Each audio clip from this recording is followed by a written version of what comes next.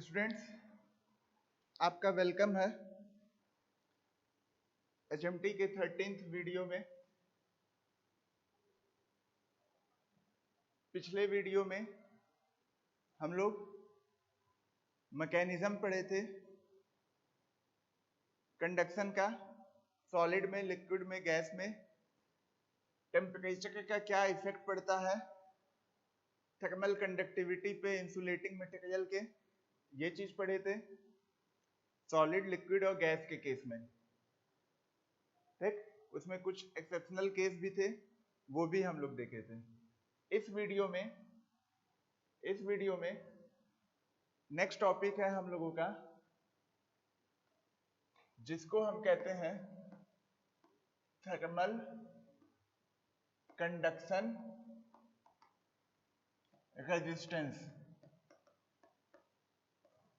जिसको हम कहते हैं थर्मल कंडक्शन रेजिस्टेंस। ठीक, अब एक एक चीज का मतलब समझिएगा।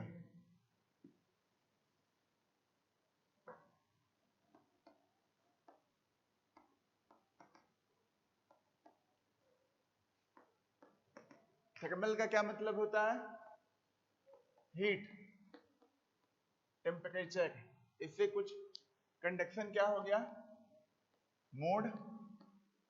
और रेजिस्टेंस का मतलब क्या होता है? हिंदी में आप लोग जानते होंगे, बाधा। क्या होता है? बाधा। या इंग्लिश में इसका सिनोनिम्स जानना चाहेंगे तो कह सकते हैं हिंड्रेंस। हिंड्रेंस मतलब क्या होता है? बाधा। ठीक, तो टॉपिक क्या है? Thermal conduction resistance. वह बाधा जो कि हीट के फ्लो होने में आएगी। जब हीट फ्लो होगा किस मोड से? कंडक्शन मोड से।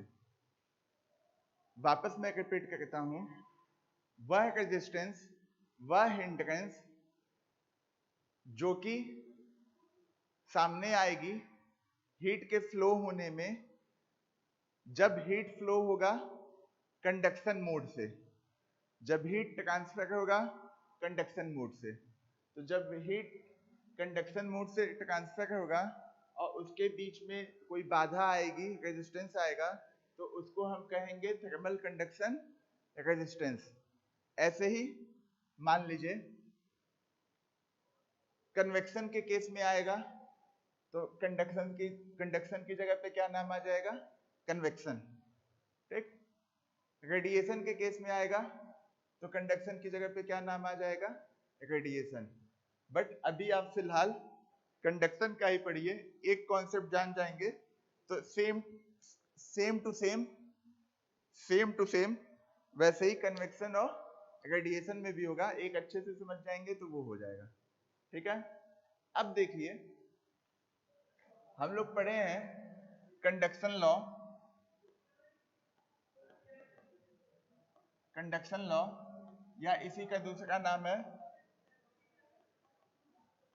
Fourier law. ये क्या कहता है? Q equal to K A D T by D x. ये कहता है Q equal to K A D T by D x, जहां पे टेम्परेचर का ग्रेडियंट अपना क्या होता है? निगेटिव होता है। ठीक, अब यहां से इसको आगे थोड़ा सिंप्लीफाई वे में लिखा जाए, सिंप्लीफाई किया जाए तो क्या किया जा सकता है? देखिए, ऑन सिंप्लीफिकेशन। ठीक,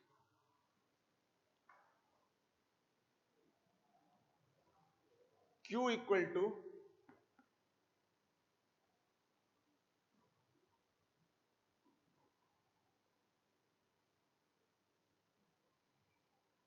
के ए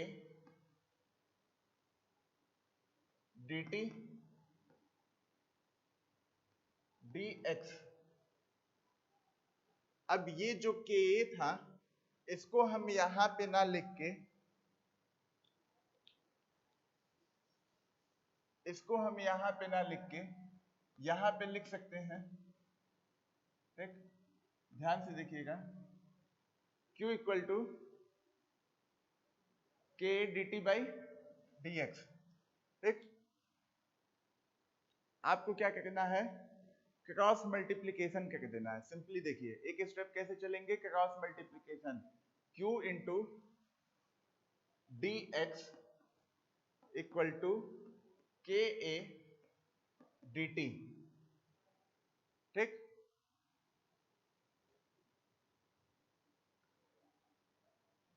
Q D X by K A equal to D T. ये सब हमने क्या किया, सिंप्लीफाई किया है। कैसे सिंप्लीफाई किया है, मैथमेटिकली जो कॉन्सेप्ट लगाया है वो किस चीज का लगाया है, क्रॉस मल्टीप्लीकेशन।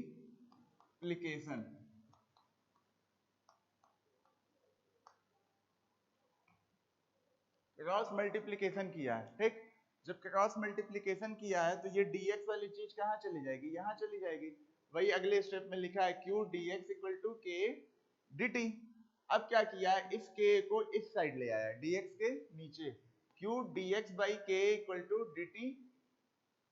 अब q लिखना हो तो हम क्या लिख सकते हैं, dt dx by K A, dt dx by K ए। ठीक, कहीं गलती है इसमें, गलती नहीं है। ठीक है, dt है, ये dx बाई के को नीचे लाए, यही चीज, ये चीज सेकेंड और फर्स्ट, ये दोनों आपस में क्या है, सेम है, एक ही चीज है, वो कोई अंतर उसमें मैथमेटिकली नहीं है। तो यही जो dx बाई के ए है, dx बाई के ए है, इसी को हम कहते हैं थर्मल कंडक्शन रेजिस्टेंस। इसी को हम कहते हैं थर्मल कंडक्शन रेजिस्टेंस। किसको, dx बाई के को। और लिखते क्या है इसको, ऐसे लिखेंगे, आर थर्मल कंडक्शन। ठीक, अब आपसे कोई पूछेगा एग्जाम में, या क्वेश्चन पूछ दे, डेटा दे दे, लैंग्वेज दे दे, कुछ डेटा दे दे और कह दे कि थर्मल कंडक्शन रेजिस्टेंस निकालना है, तो आप निकाल लेंगे। क्या होता है थर्मल कंडक्शन रेजिस्टेंस, उसको आर सफिक्स में थर्मल, जिसको शॉर्ट में टीएच लिखते हैं, और कंडक्शन लिखते हैं। ठीक, यही होता है। तो इससे dx बाई के, dx बाई के की वैल्यू, dx क्या होता है, डिस्टेंस होता है, थिकनेस जो प्लेट की होती है, के क्या होता है, थर्मल कंडक्टिविटी होता है, ए क्या होता है, ए क्या होता है। इससे आप क्या निकाल लेंगे, थर्मल कंडक्शन रेजिस्टेंस। अब हम आपसे पूछें कि थर्मल कंडक्शन रेजिस्टेंस का यूनिट क्या होता है, तो क्या आप फॉर्मूले को देख के उसके यूनिट को फाइंड आउट कर सकते हैं, या बता सकते हैं क्या होता है। देखिए कुछ नहीं है, जब आपको फॉर्मूला पता चल गया कि ये होता है dx बाई के, अब सोचेंगे कि इसी को क्यों कहते हैं। आप ये भी सोच सकते हैं कि इसी को क्यों कहते हैं, dx बाई के को ही हम रेजिस्टेंस, थर्मल कंडक्शन रेजिस्टेंस क्यों कहते हैं ना।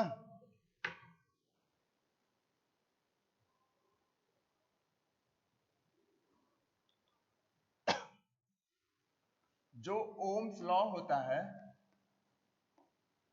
ठीक, इलेक्ट्रिकल में आप लोग पढ़े होंगे, या छोटी क्लास में फिजिक्स में भी पढ़े होंगे। जो ओम्स लॉ होता है वो क्या कहता है, V इक्वल टू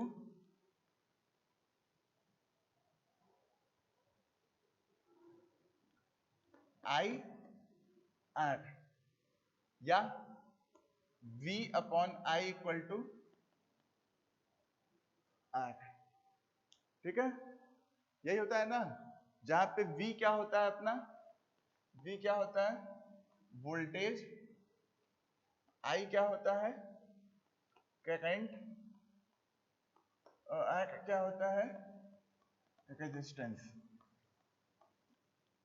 ठीक, इसीलिए देखिए जब थर्मल कंडक्शन रेजिस्टेंस लिखे हैं तो ये जो कैपिटल आएगा ये किस चीज को रिप्रेजेंट कर रहा है? रेजिस्टेंस को, बाधा को। ठीक है, अब इसको आप क्या ऐसे लिख सकते हैं? I equal to V upon R. ये लिखना सही होगा कि गलत होगा? सही होगा। V upon I equal to R है तो I इक्वल टू क्या हो जाएगा? V upon R, voltage by resistance. ये जो Q है ये क्या है? dt बाई dx बाई के। तो इसको जो मान लीजिए ये सेकेंड इक्वेशन है और ये आपका क्या हो गया? थर्ड इक्वेशन हो गया। ये दोनों आपस में क्या है? इक्वल है। ठीक, ये इलेक्ट्रिसिटी के केस में है, ये इलेक्ट्रिसिटी के केस में है, और ये आपका क्या है? हीट के केस में है। दोनों आपस में इक्वल हैं। कंपेयर किया जाएगा तो आपको नीचे क्या मिला है? रेजिस्टेंस। तो यही जो रेजिस्टेंस है वो हीट के केस में क्या हो जाएगा? Thermal conduction resistance. ठीक है, अब आइए देखते हैं इसकी यूनिट। इसकी यूनिट क्या होती है? ठीक, किसकी यूनिट? थर्मल कंडक्शन रेजिस्टेंस की।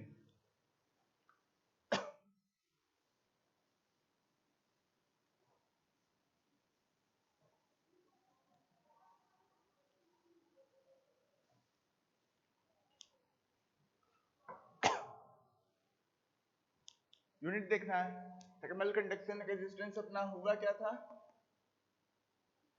dx बाई के ए, यही था ना?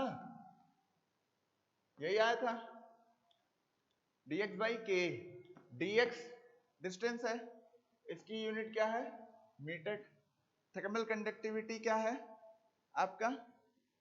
वॉट पर metre kelvin, area metre square.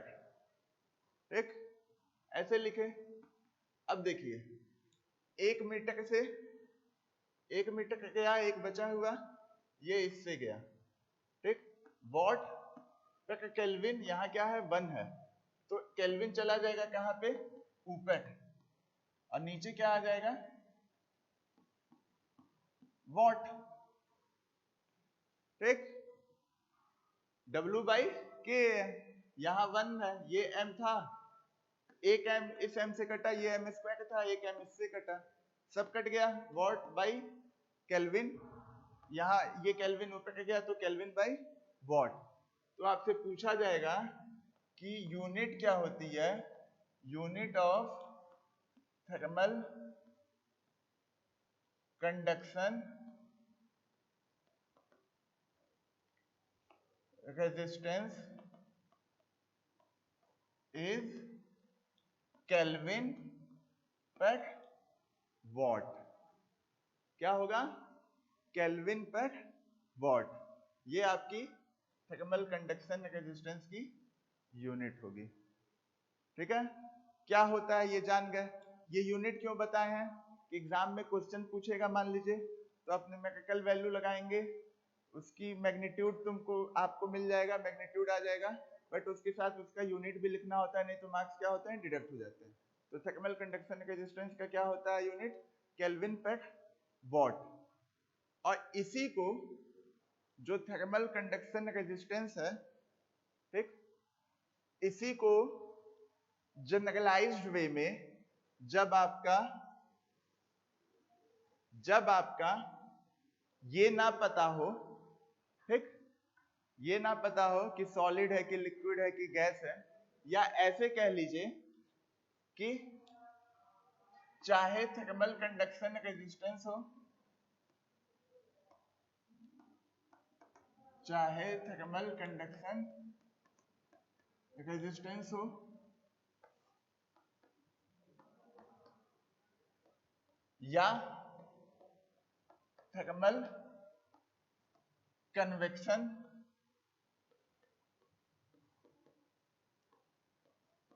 Resistance हो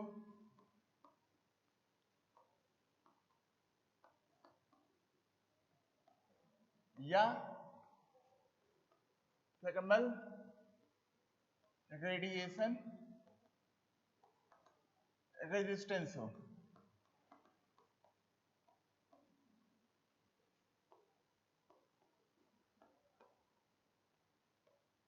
ठीक, कोई भी हो, इन तीनों में से कोई भी हो, थर्मल कंडक्शन रेजिस्टेंस हो, थर्मल कन्वेक्शन रेजिस्टेंस हो, थर्मल रेडिएशन रेजिस्टेंस हो, किसी भी मोड में हीट फ्लो होने पे बाधा आ गई है तो रेजिस्टेंस हुआ, उस मोड का नाम आ गया कंडक्शन, कन्वेक्शन या रेडिएशन। हीट के फ्लो होने में बाधा आ गई है इसलिए क्या नाम हो गया, थर्मल। ठीक, तो इन तीनों को एक कॉमन नाम दे दिया जाए इन तीनों के लिए, ठीक, जिससे कि आप समझ जाइए कि भाई या तो कंडक्शन होगा या तो कन्वेक्शन होगा या रेडिएशन होगा, उसके अकॉर्डिंग आपका चेंज हो जाएगा। ठीक, dx बाई के है डिस्टेंस है। अब कन्वेक्शन के केस में क्या हो जाएगा, k नहीं आता था, वहां पे क्या आता था, h आता था, कन्वेक्टिव हीट ट्रांसफर कोएफिशिएंट। तो अगर आपसे पूछा जाए कि थर्मल कन्वेक्शन रेजिस्टेंस क्या होगा, तो आप लिख सकते हैं dx बाई एच ए। क्या हो जाएगा, dx बाई एच ए। ये क्या हो गया, थर्मल कन्वेक्शन रेजिस्टेंस हो गया। तो इन तीनों को एक कॉमन नाम दे दिया गया है, एक उस नाम को हम कहेंगे थर्मल कांटेक्ट रेजिस्टेंस, उसको हम कहेंगे थर्मल कांटेक्ट रेजिस्टेंस। ठीक है, उसको कहेंगे थर्मल कांटेक्ट रेजिस्टेंस, चाहे वो कंडक्शन हो या कन्वेक्शन हो या रेडिएशन हो। ठीक, थर्मल, अब आपसे पूछा जाए कि थर्मल कांटेक्ट रेजिस्टेंस क्या होता है, ठीक, तो आप कह सकते हैं कि कंडक्शन, कन्वेक्शन और रेडिएशन रेजिस्टेंस थर्मल के लिए, thermal conduction resistance, convection resistance, radiation resistance, इन सब के लिए एक कॉमन नाम दिया गया है, वो आपका क्या है, अभी समय लगेगा, पढ़ाएंगे। ठीक, तो उसको कहेंगे कॉमन नाम को आधा घंटा बाद, हाँ, उसको हम कहेंगे थर्मल कांटेक्ट रेजिस्टेंस। ठीक है, अब बहुत से केस में dx ना देके आपका लेंथ दिया होता है, आपका लेंथ दिया होता है। ठीक है, तो लेंथ के केस में जो थर्मल कंडक्शन रेजिस्टेंस है, मान लीजिए प्लेट है और लेंथ दिया है L, लेंथ क्या दिया है, कैपिटल L, तो जो थर्मल कंडक्शन रेजिस्टेंस हो जाएगा वो आपका क्या हो जाएगा, L बाई के ए। वो क्या हो जाएगा, L बाई के ए। ठीक है, ये हो गया आपका, किस चीज का कॉन्सेप्ट मिल गया आपको, थर्मल कांटेक्ट रेजिस्टेंस, इस चीज का कॉन्सेप्ट मिला। इसको बताने के लिए कंडक्शन, कन्वेक्शन, रेडिएशन उसके वे में बताना पड़ा, ओम्स लॉ को लेके बताना पड़ा। ठीक है, होपफुली वीडियो आपको पसंद आया होगा। Thank you.